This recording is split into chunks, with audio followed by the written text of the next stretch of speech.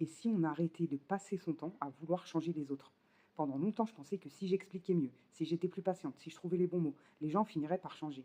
Puis j'ai compris une chose, je n'ai aucun pouvoir de changer les autres. Je peux conseiller, je peux expliquer, je peux faire des invocations, je peux espérer qu'ils se remettent en question, mais je ne peux pas choisir à leur place. Par contre, j'ai un pouvoir sur moi-même. Et cette prise de conscience a changé beaucoup de choses dans ma vie. Parce que si une personne me manque de respect de manière répétée, je peux essayer de lui faire comprendre. Mais si elle ne veut pas changer, je n'ai pas le devoir de rester à attendre qu'un jour elle devienne différente.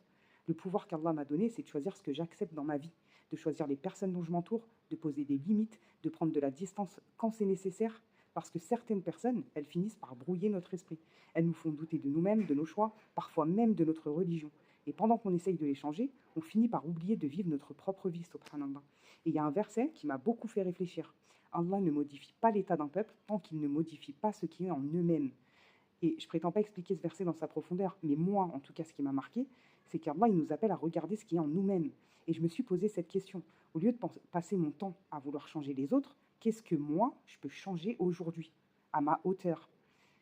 Et je pense qu'il y a des situations où Allah, il nous laisse une marge d'action, une possibilité de faire des choix, de poser des limites, de changer notre environnement ou nos fréquentations lorsque cela est nécessaire. Et au fond, je crois que c'est là que se trouve notre responsabilité. Parce que la seule personne que je peux réellement changer pour améliorer ma situation, que ce soit dans ma dunya ou pour mon akhira, c'est moi-même. C'est sur mes choix, mes réactions et mes décisions qu'Allah m'a donné un pouvoir.